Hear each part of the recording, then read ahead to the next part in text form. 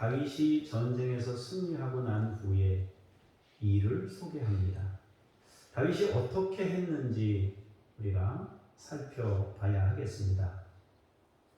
먼저 다윗은 전쟁에서 승리하고 난 후에 심각한 죄책감 혹은 심각한 슬픔에 빠져 있습니다.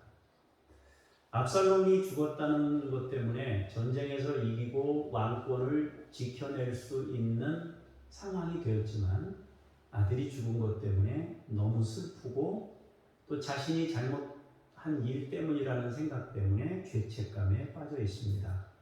그런데 그의 좌절과 슬픔은 목숨을 다해 싸운 사람들에게 민망함과 부끄러움을 안겼습니다. 생명 걸고 전쟁에 참전하여 승리했는데 돌아오면 잘했다, 고생했다, 고맙다 이렇게 해야 하는데 왕이 슬퍼서 엉엉 울고 있는 거예요.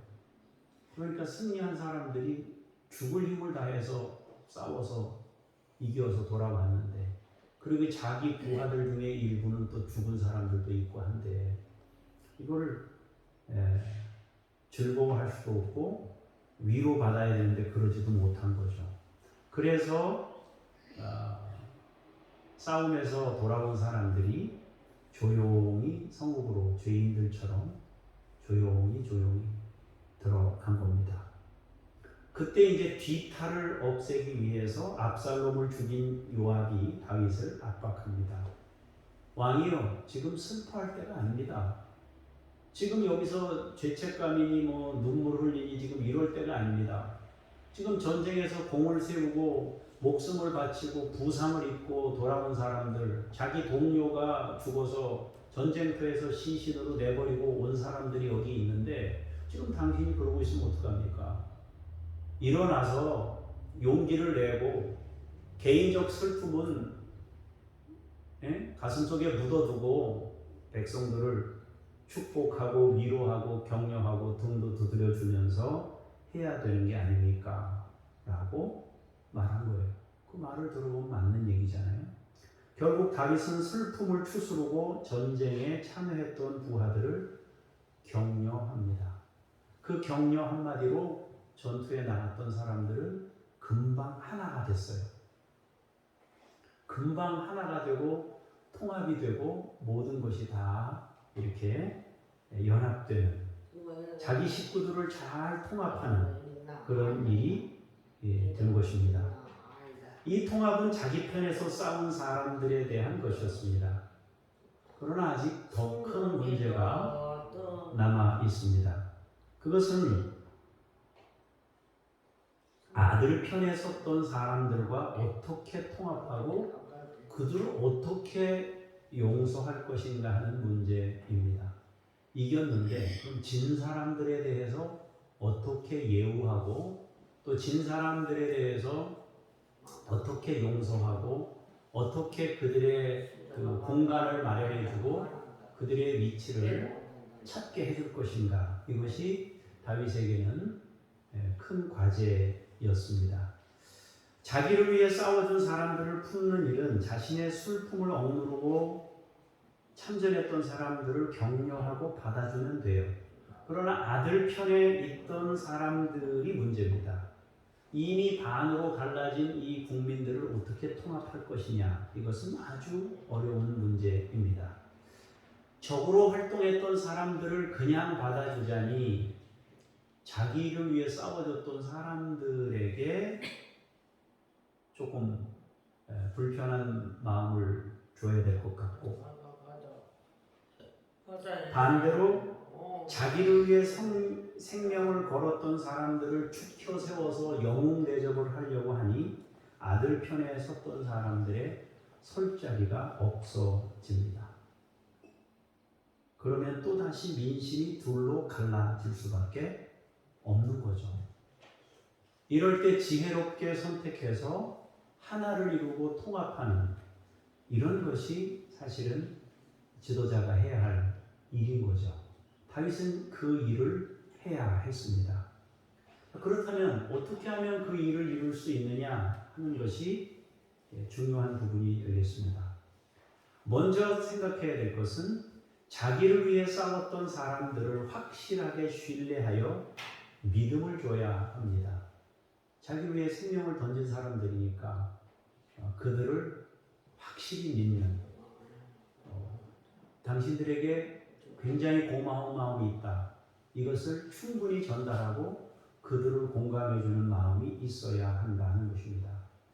이제 두 번째로는 마음을 넓혀서 반대편에 섰던 사람들을 용서하고 받아줘야 되는데 자기 혼자 받아준다고 해결될 일이 아니에요. 전투에 나가서 저쪽 사람이 던진 돌에 맞아서 죽은 사람이 있어요.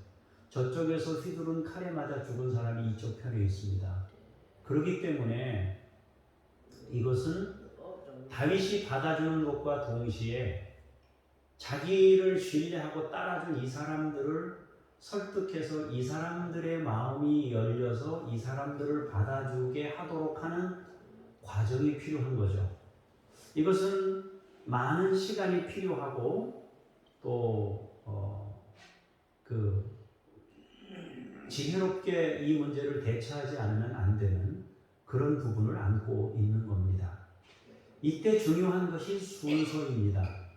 자기 편에 섰던 사람들에 대한 신뢰 없이 용서 통합을 말하게 되면 심각한 문제가 생길 수 있는 겁니다.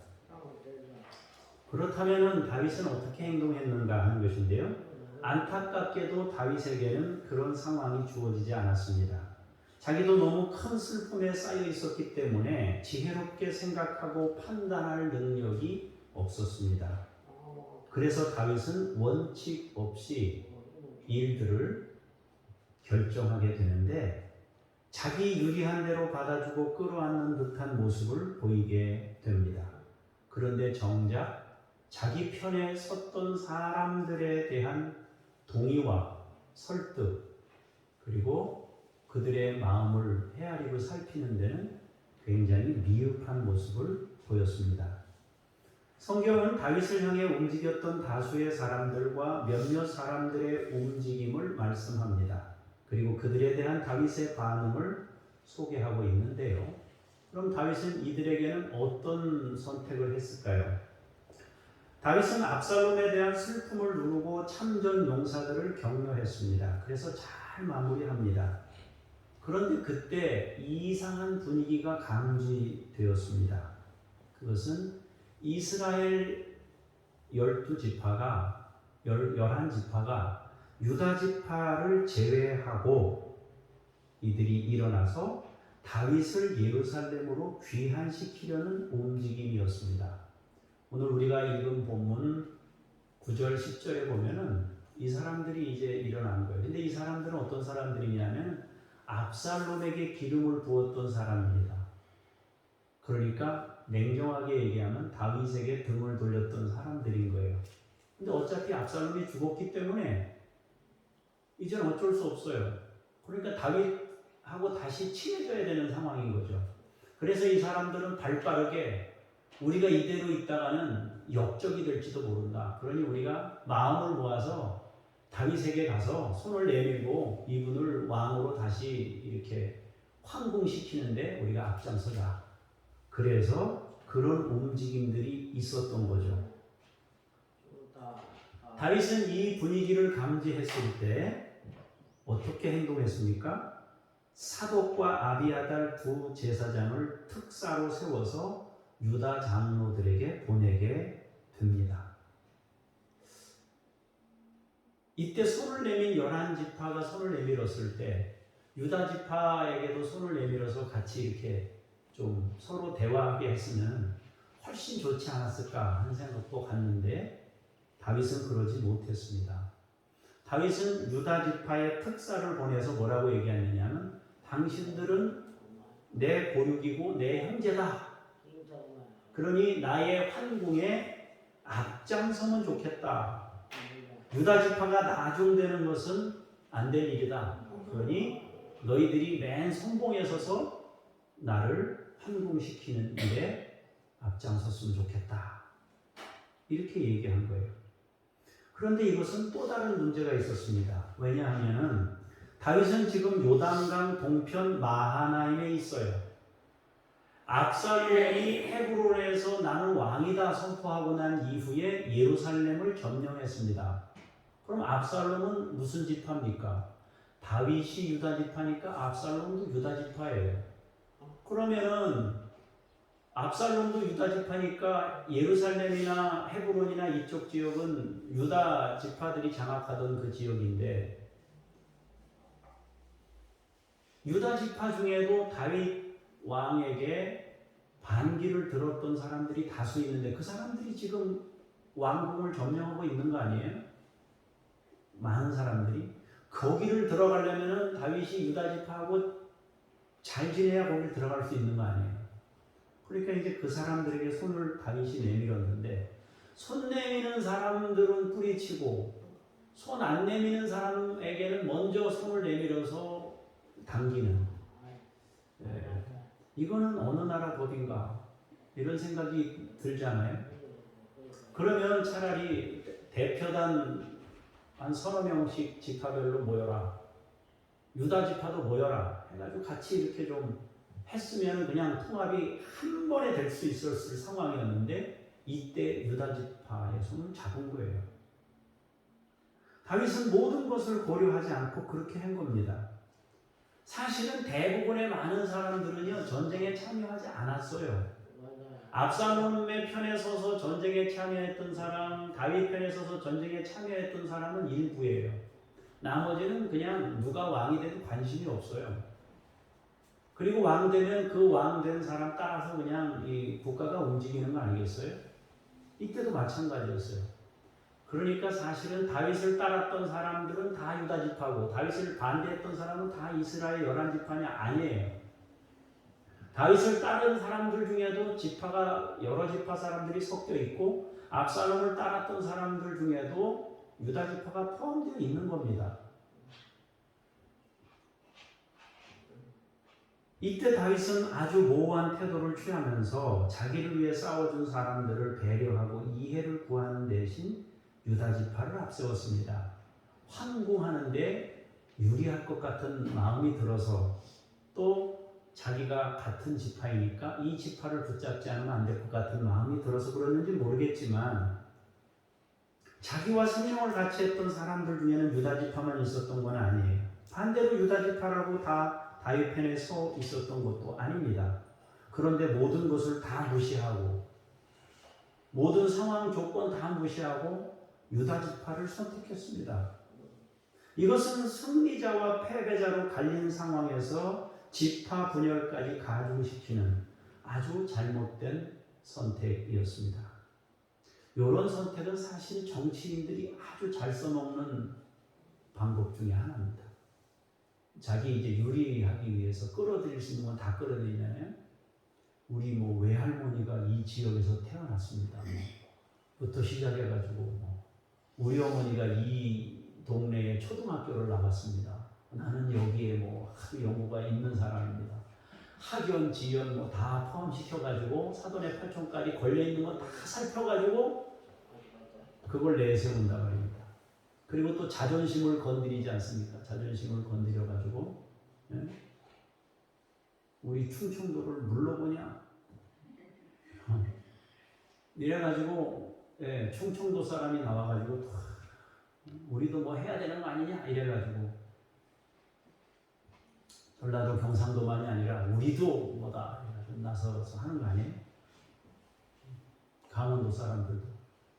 감자바위를 무시하냐? 그래가지고 또 한마디씩 하면서 뭐 자기 어떤 세를 모으려고 하는 이제 그런 모습을 보이게 되는데, 이건 굉장히 안 좋은 거예요. 그런 것들은 사실은 없어져야 돼요. 합리적인 방법으로 지도력을 펴고 합리적인 방법으로 의사결정이 이루어져야지, 학연, 지연 뭐 아쉬울 때는 학연 끌어들이고 불리할 때는 그거 싹 잘라버리고 이렇게 되는 것은 대단히 위험하다는 거죠.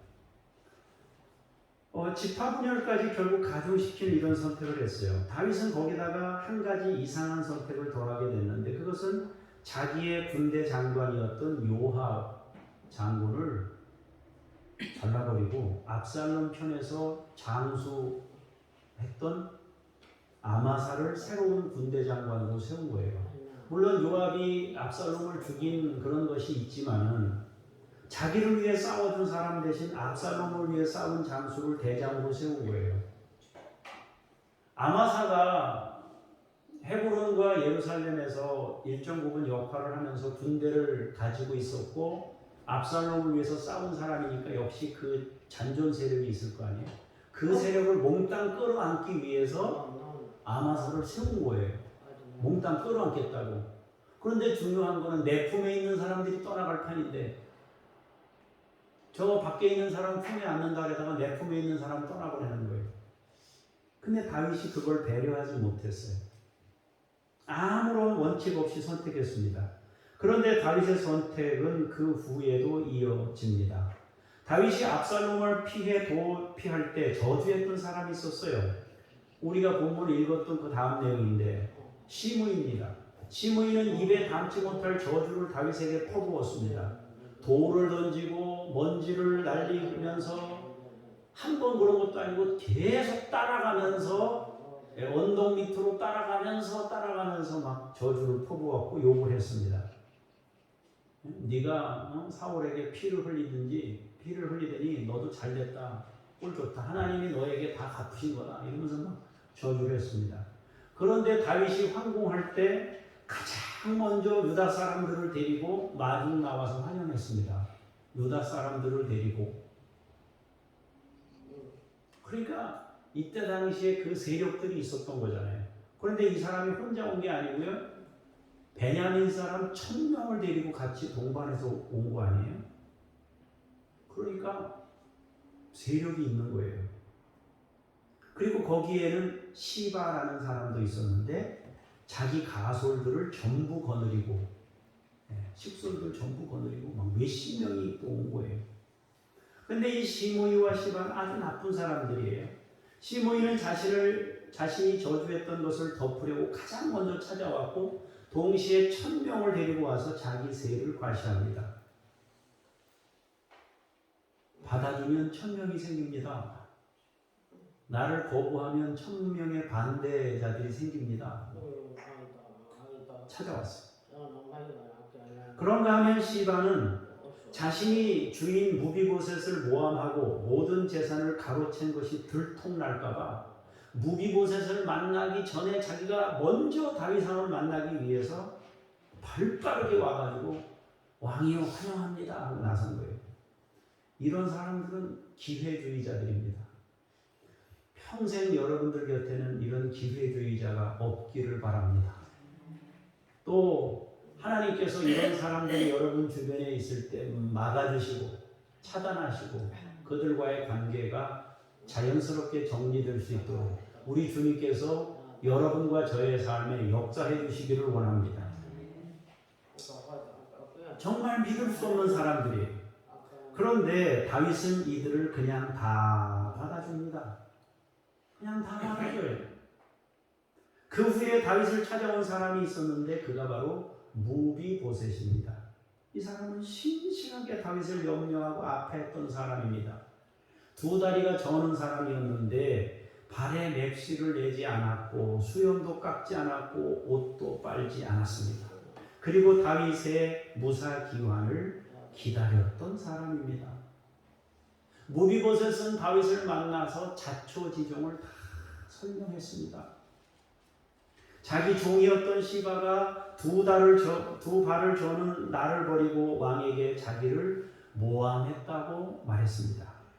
그런데 다윗은 그 이야기를 다 듣고 시바를 책망하지 않습니다. 오히려 무비보셋을 향하여 재산을 반으로 나누는 게 어떠냐. 재산을 몽땅 먹으려고 무비보셋을 모함하고 그 신실한 사람을 모함하고 그렇게 한 건데 다윗이 그 얘기를 들어주질 않아요. 그리고 재산을 반으로 나누라고 얘기해요. 도저히 이해할 수 없는 판단을 내립니다.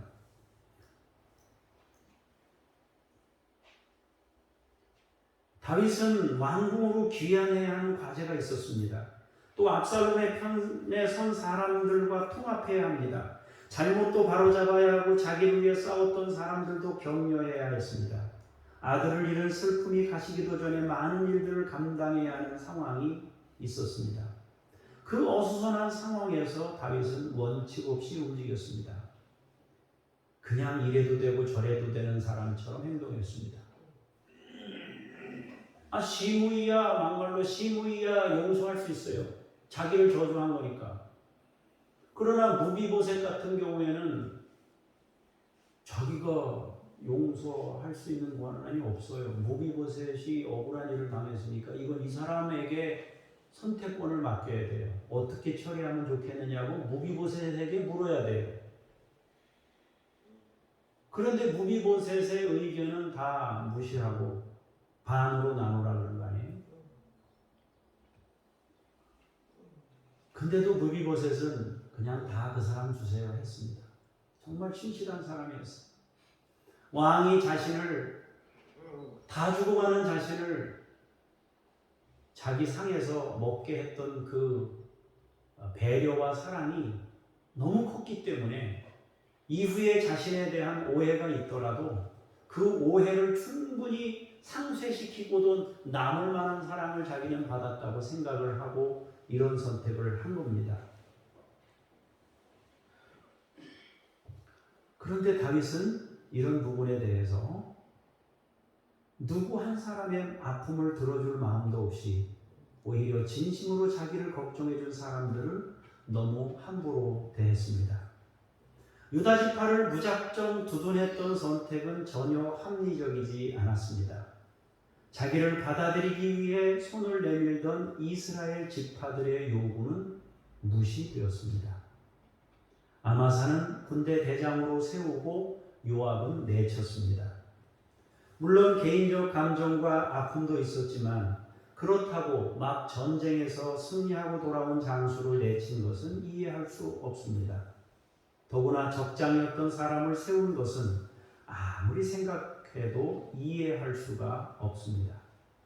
이건 용서도 아니고 통합도 아닙니다. 시므이를 용서한 것은 자기를 향한 저주였으니까 용서할 수 있다고 쳐도 시바가 저지른 악은 무비보셋에게 커다란 범죄였습니다. 그럼에도 다윗은 아무런 조치도 취하지 않았습니다. 모함하여 빼앗은 재산을 나누라고 합니다. 다윗의 이러한 선택은 용서와 통합을 이루는 대신에 문제를 남겼습니다. 유다 지파를 선택하면서 유다 지파를 얻었지만 11지파의 마음을 잃었습니다.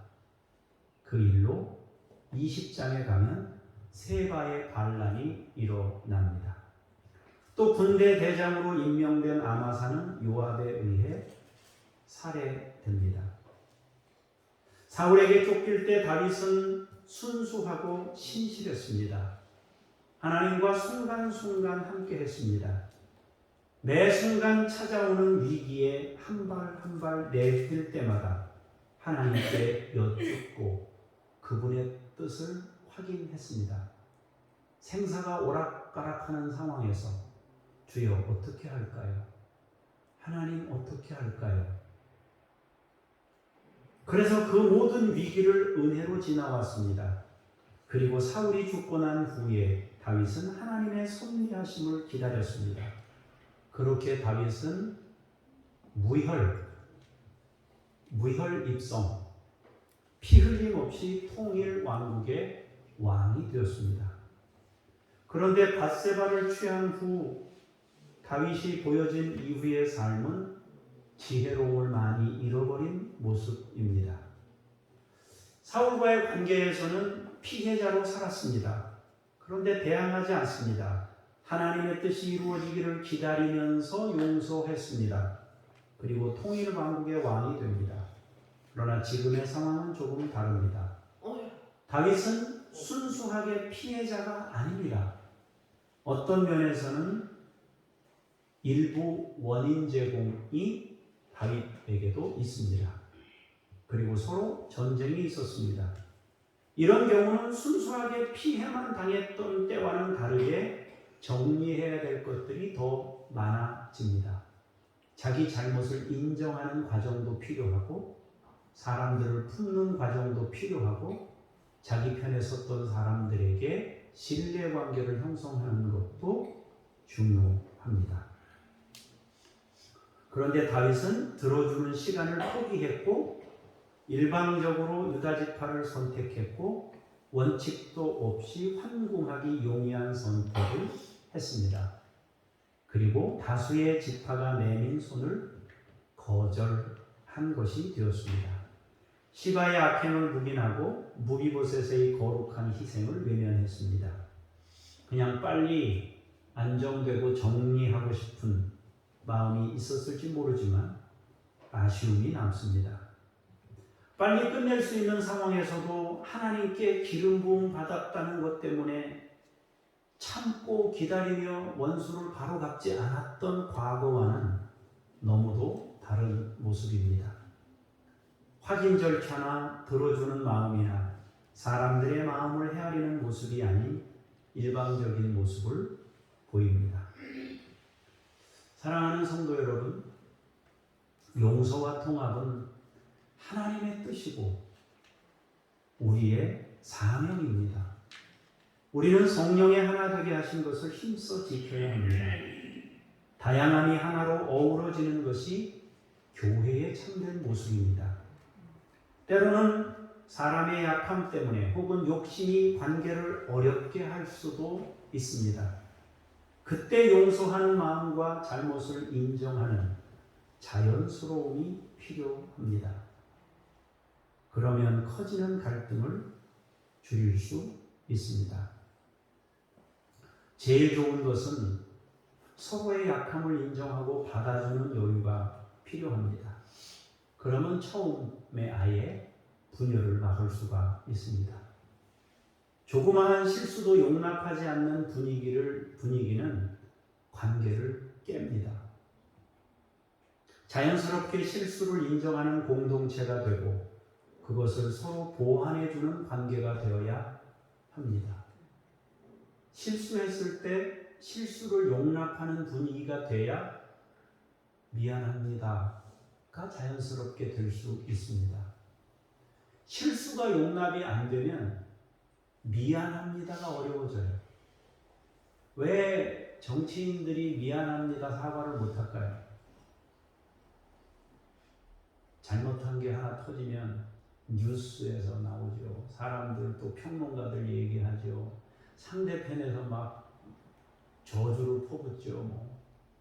사퇴라고 난리죠. 그러니까 이거는 잘못을 시인했다가는 매장당하는 거예요. 그러니까 잘못을 시인할 수가 없는 분위기인 거예요. 그러면 공동체는 통합되기 어려워요. 위선자들만 양산하는 거예요. 계속 위선에 잘못한 것을 숨기고 아닌 척하고 이러면서 계속 가는 거예요. 얼마나 이게 잘못된 공동체로 가는 겁니까? 통합을 이룬다는 것은 실수로 받아주고 또 실수했을 때 미안하다고 용서를 빌고 또 상황이 안 맞을 때 서로 동의를 구하고 내가 이렇게 돼야 되겠는데 나를 좀 받아주십시오. 사전에 동의를 구하고 하면 가장 모든 일이 쉽게 이루어질 수 있는 일이라는 거죠. 그래서 공동체에서 중요한 것은요, 위선을 만들 수 있는 그런 분위기를 없애야 돼요. 옷을 자꾸 껴있는 이런 것들을 없애야 돼요. 자연스럽게 사람들이 자기 이야기를 할 수 있고 또 그 이야기를 했을 때 용납되는 분위기가 형성되는 공동체를 이룰 때 이 통합과 용서가 이루어질 수 있다는 거예요. 자연스럽게 실수를 인정하는 공동체가 되고 그것을 서로 보완해주는 관계가 되는 거. 내가 이번에 이렇게 이렇게 못하겠습니다. 그럼 이쪽에서 제가 그 부분은 대신 감당해 주겠습니다. 미안합니다. 제일 간단해, 쉬워요. 아주 쉬워요. 너무너무 쉬운데 이게 또 꼬이면요 너무너무 어려운 게 통합이에요. 아주 단순하고 간단한 문제인데 생각하기에 따라서 굉장히 복잡하고 어려운 거예요. 오늘 말씀의 경우처럼 이미 큰 상황이 벌어졌다면, 일반적인 상황이라면 우리가 서로 용서하고 용납하고 뭐 이런 관계를 유지할 수 있지만, 큰 문제가 터진 상황이라면 어떻게 해요? 시간을 두고 설득하고 들어주는 큰 마음이 필요해요. 성급하면 안 되고 차근차근 한 발씩 그렇게 하고, 나의 편에 있는 사람들의 신뢰가 튼튼하게 쌓이고 그 바탕 위에 다른 사람을 받아주고, 그래서 더 큰 덩어리의 하나를 만드는 이런 것이 필요하다는 거죠. 그리고 마지막에 하나 가장 중요한 것은 하나님께서 서로의 마음을 치유하시도록 성령님의 역사를 구하는 일입니다. 그렇게 된다면 하나님이 보실 때 아름다운 통합 공동체, 하나를 이루는 공동체를 이룰 수 있을 것입니다. 기도하겠습니다. 살아계신 하나님, 역사하시는 하나님, 우리 교회 공동체가 위선자를 양산하는 공동체가 아니라 실수를 자연스럽게 받아들이고 그 실수를 내가 보완해주고 서로 돕는 관계로서 함께 가는 거룩한 교회 공동체를 이루도록 하나님께서 우리 가운데 함께 하시고 역사하여 주옵소서. 하나님 아버지, 서로의 마음을 치유하도록 성령께서 역사하시고 우리 모두가 늘 교회 공동체를 이루어서 주님이 말씀하신 대로 성령의 하나 되게 하신 것을 힘써 지켜가는 복된 공동체 되도록 장호교회에 복을 내리시옵소서. 주 예수 그리스도 이름으로 기도합니다. 아멘.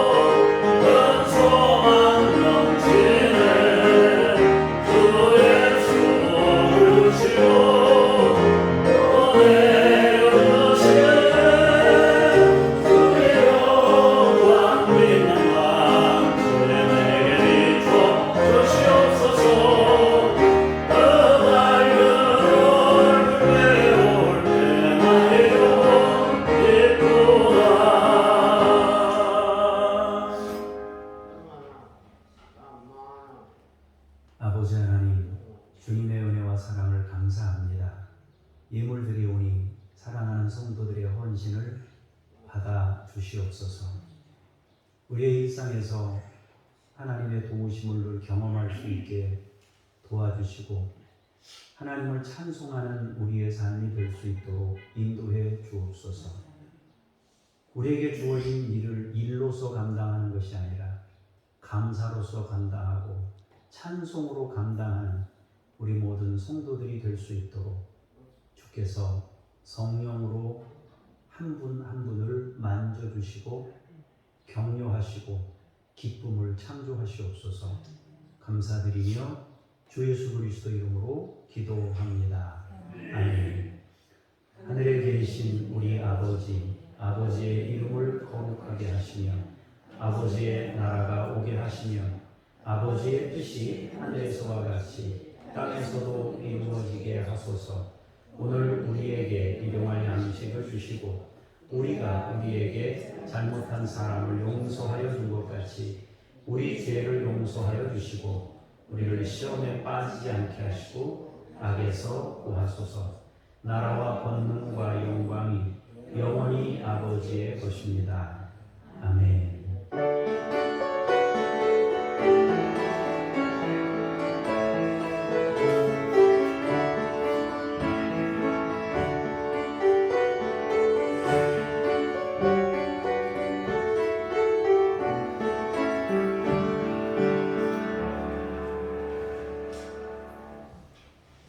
중보기도 내용을 보겠습니다. 사회적 고립이 되고 있는 40, 50대 중년층이 다시 일어설 수 있도록 기도해 주시기를 바랍니다.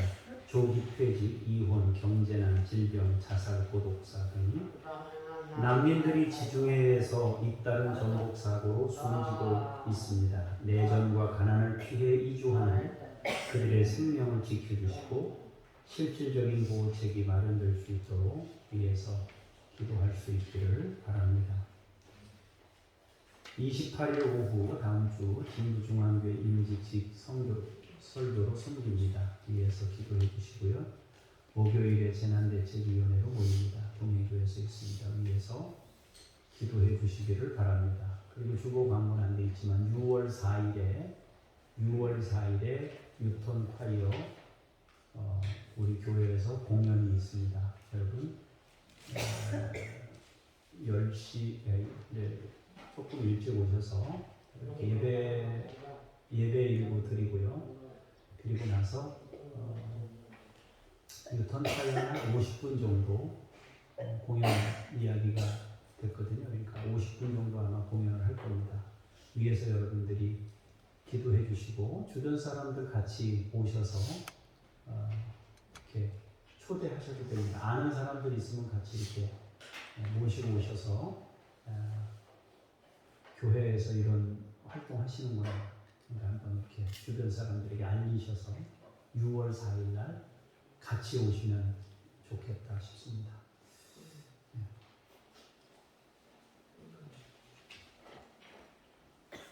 예, 제가 잠깐 기도하겠습니다. 하나님, 우리나라의 40, 50대 중년층을 위하여 기도합니다. 자본주의 시대가 점점 복잡한 양상을 띠면서 조기 퇴직, 이혼, 경제난, 질병, 자살, 고독사와 같은 사회적 고립이 가중되고 있습니다. 한 가정의 가장으로서 가족들을 지키고 격려하고 위로해야 될 그들이 힘들어하고 있습니다. 주께서 긍휼히 여기시고 은혜 베푸셔서 이들이 다시 일어서서 가족과 함께 행복한 가정을 이룰 수 있도록 도와주시고 이들에게 용기를 주시고 힘을 불어넣어 주시옵소서.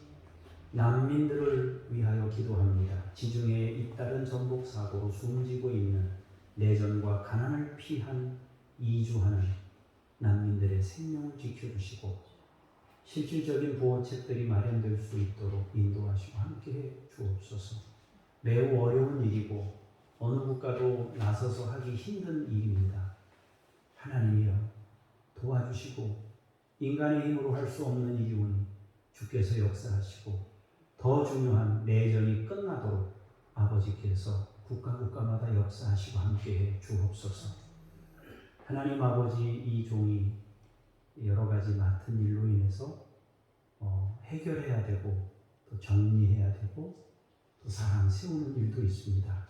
주께서 지혜를 주셔서 이 일들을 잘 감당할 수 있도록 도와주시고 통합하고 하나를 이루는데 하나님 소중하게 쓰임받을 수 있도록 지혜를 내리시고 또 차분한 마음과 여유와 넉넉한 덕을 갖추고 세워갈 수 있도록 주께서 인도하시고 은혜 베풀어 주시옵소서.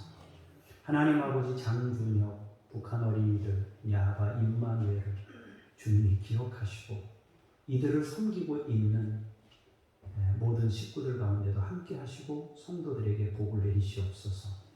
김요엘 선교사님, 통로가 열리고 자유롭게 왕래하여 활동할 수 있도록 길을 여시옵소서.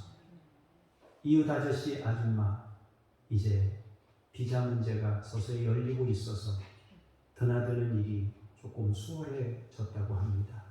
하나님께서 그동안 많은 고생을 하고 드나들 때마다 너무 힘든 과정을 거쳤는데 하나님께서 이제 더 완성하게 활동할 수 있도록 인도하여 주시고 하나님께서 이들 가운데 역사하시고 함께해 주옵소서. 오명봉 선교사님 내외를 주님 감옥에서 벗어날 수 있도록 주께서 역사하시고 그들을 붙잡아 주시며 그 고통스러운 곳에서 저들의 마음을 어루만지시고 위로하여 주시옵소서. 서명숙 선교사님 치유받을 수 있도록 주께서 항암 치료 중에 있사오니 잡아주시고 또 월드미션 센터가 하나님 더 잘 운영될 수 있도록 하나님께서 함께 하시고 이동식 선교사님이 이곳저곳을 왕래하면서 한국에 왔다 그곳에 갔다가 반복하여 일하고 있사오니 주께서 힘 주시고 능력 주시옵소서. 김수현, 김명숙 선교사님, 천애슐리 선교사님, 이들이 학교에서 봉사하고 있습니다. 이들의 수고로 그 지역들이 파키스탄이, 캄보디아가 새롭게 일어날 수 있도록 주께서 함께 하시고 역사하여 주시옵소서. 은혜로우신 주 아버지 하나님, 우리 성도님들 한 분 한 분을 주의 이름으로 축복합니다. 예수의 마음을 품게 하시고 주의 영광을 나타내는 인생이 되게 하시고 영육간에 강건하게 하시고 주님의 돕는 은혜 속에 감사하며 살 수 있도록 도와주옵소서. 우리의 삶이 곧 복음 전파가 될 수 있도록 예수님 나타내는 삶이 되는 믿음의 종들이 되게 하옵소서. 감사드리며 주 예수 그리스도 이름으로 기도합니다. 아멘. 다 같이 자리에서 일어나셔서 찬송 부르면서 삶의 자리로 주님과 함께 나아가겠습니다.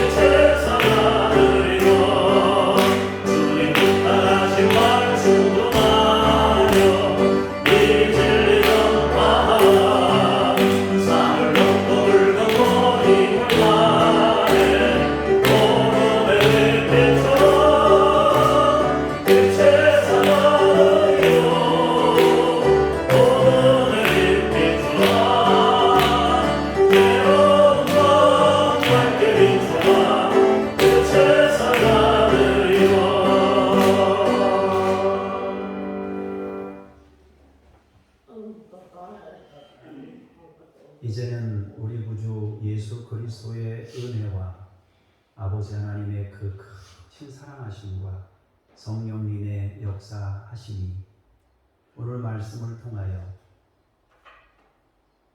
하나됨을 이루는데, 통합을 이루는데 우리의 마음을 낮추고 서로 용납하고 하나님의 뜻을 이루며 살기를 원하는 하나님의 사람들 머리머리 위에 주께서 세우신 교회와 주께서 창조하신 모든 만물 위에 이제로부터 영원까지 함께 하시기를 간절히 축원하옵나이다.